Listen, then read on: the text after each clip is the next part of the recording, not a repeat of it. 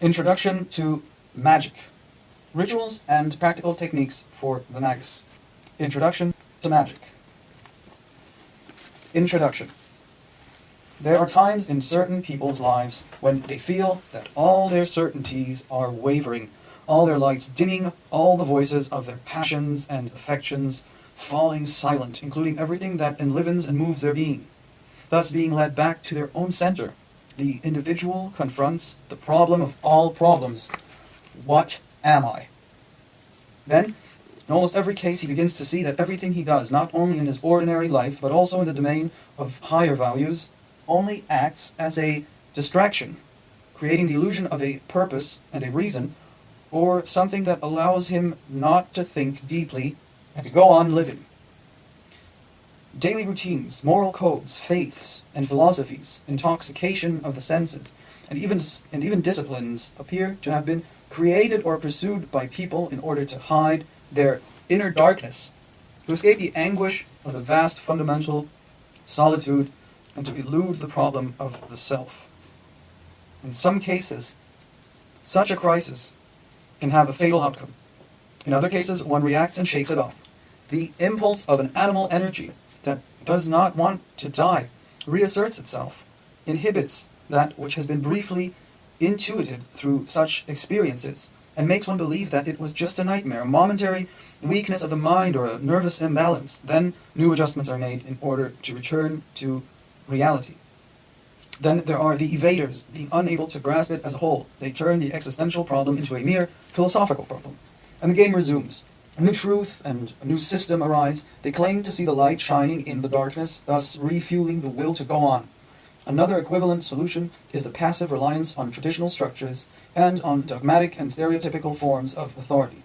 However, there are those who can hold their ground. Something new and irrevocable has occurred in their lives. They are determined to break out of the circle that has trapped them. They abandon all faiths and renounce all hope. They intend to dissipate the fog and to blaze a trail. What they seek is self-knowledge and the knowledge of being within themselves. For them, there is no turning back. This is one of the ways in which, especially in the modern age, some people may approach the disciplines usually referred to as initiatic. Others are brought to the same point by a kind of recollection and natural dignity, causing the clear sensation that this world is not the true world, that there is something higher than this perception of the senses, and that which is merely human in origin. Such people yearn for the direct vision of reality as if in a complete awakening. In both cases, a person realizes that he is not alone. He will feel close to others who have arrived at this point by another path, or who maybe have always been there. Then they will learn their truth. Beyond the reasoning intellect, beyond beliefs, and what passes today for science and culture, there is higher knowledge. There, the anguish of the individual ceases. The darkness of the contingency of the human condition dissolve, and the problem of being is resolved. This knowledge is transcendent also in the sense that it presupposes a change of state. It can be achieved only by transforming one's way of being into a new one, changing one's consciousness. Just as it is absurd for a person holding a burning coal to expect that the pain will cease before he drops the coal, likewise, it is absurd to think that one can open a path beyond the fundamental darkness of existence while the individual remains where he is. To transform oneself, this is the necessary premise of higher knowledge. Such knowledge does not know problems, but only tasks and realizations. Such realizations must be understood as something entirely positive. The necessary presupposition here is the ability to consider only the concrete, real, naked relationship with one's self and with the world, especially in the case of modern man. This consists of the conditioned, extrinsic, and contingent relationship characteristic of the physical state of existence.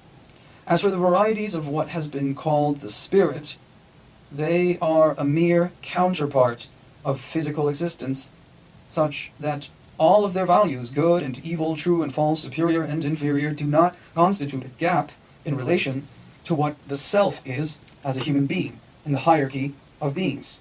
This is why a crisis or radical upheaval is necessary. This is why it is necessary to have the courage to set everything aside and to become detached from everything.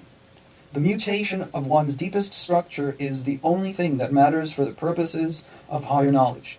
This knowledge, which is at the same time wisdom and power, is essentially non-human.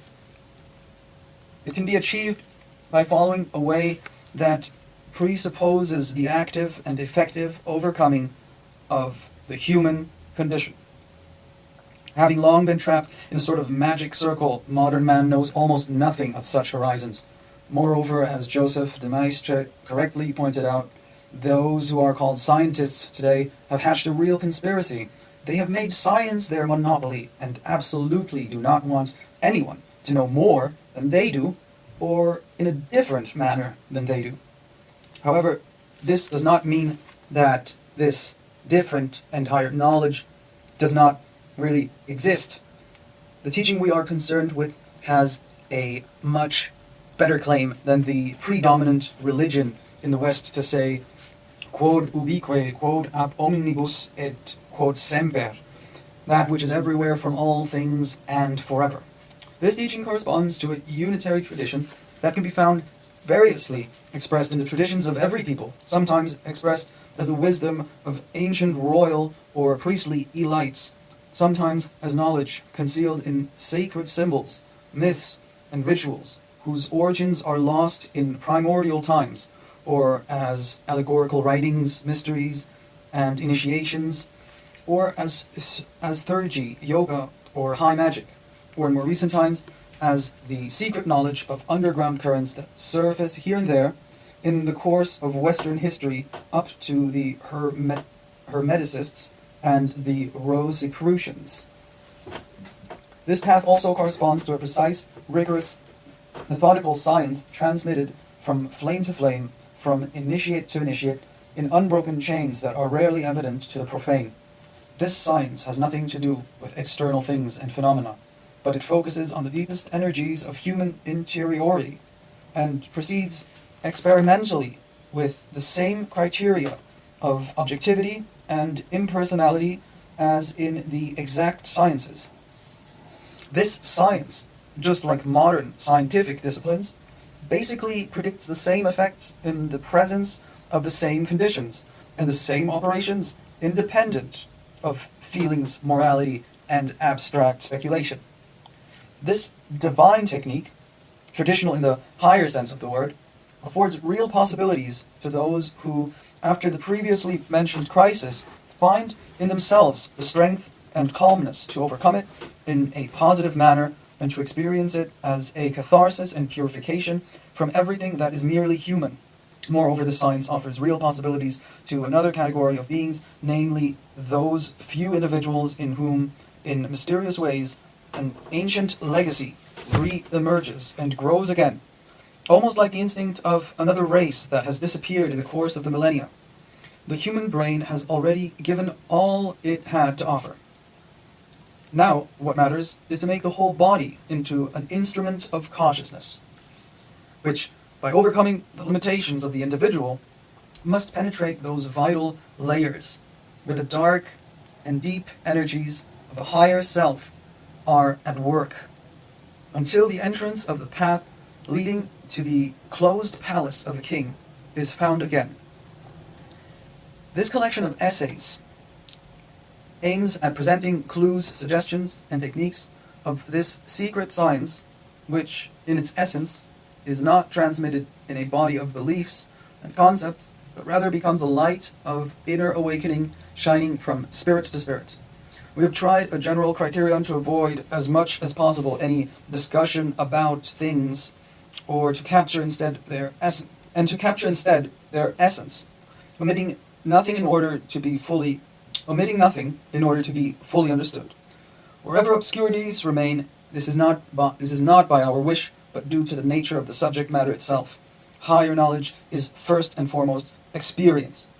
But everything that is experienced is intelligibly only through an analogous experience.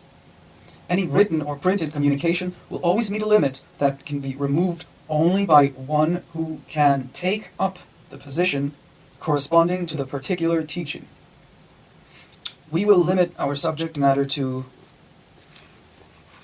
4 points. Number 1, exposition of methods, disciplines, and techniques. Number 2, reports of real historical initiatic experiences. Number 3, republication or translation of rare or little-known texts or excerpts from both Eastern and Western tradition. When necessary, these will be clarified, annotated, and presented so as to awaken inner energies and to disclose new perspectives. Recognized doctrines placed in appropriate context intended to challenge the rigidified view of man, the world, and history that has prevailed since the advent of modern civilization. The various essays in this book complement one another. Overall, they are arranged in such a way that all the elements necessary for an adequate comprehension of each one have already been given. To a large degree, the contributors have played the role of organic parts, joined in one common task by taking up, integrating, and developing in a new light what the others have said.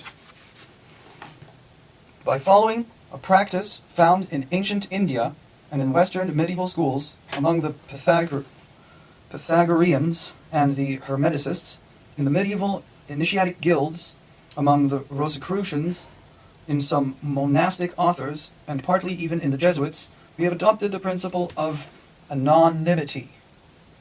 We have chosen to do so because it is not the personality of the contributor that matters, since everything meaningful and valid he has to make is not his creation or discovery, but rather reflects a super-individual and objective teaching. The editors have tried as far as possible to prevent these essays from echoing the particular currents with which their various authors were more familiar, so that the expositions may focus on the constants that are found in every authentic initiatic discipline. The largest concession we have made in the use of the word magic in the title. The largest concession we have made is the use of the word magic in the title.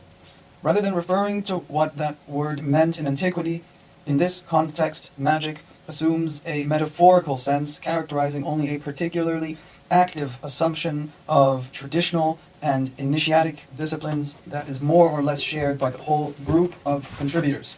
The contributors also share in their opposition to the varieties of what today goes by the name spiritualism, ranging from vulgar seances to Anglo-Indian theosophy, occultism, anthroposophy, and other similar trends. We regard them all as deviations having nothing to do with authentic traditional initiatic teachings. They are indeed a hybrid mixture of fragments of ancient truths, modern mental distortions, visionary currents, and second-rate philosophy, dressed up with a moralistic and evolutionary humanitarian sauce.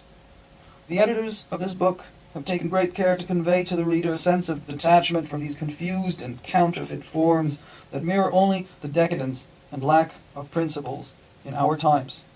The reader of this work will not easily find elsewhere such a wealth of specialized teachings presented with precision and clarity.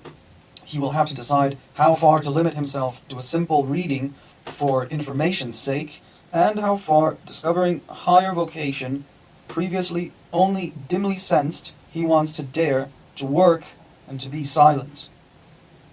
According to initiatic teaching, those who strive with an inner and fervent seriousness will rarely be left alone. It is possible that for some, this contact with UR will be only the first to be followed by others. At the proper time, in virtue of an inescapable law, those who, having left one shore behind and still struggling in the waters, are already striving to reach the other shore.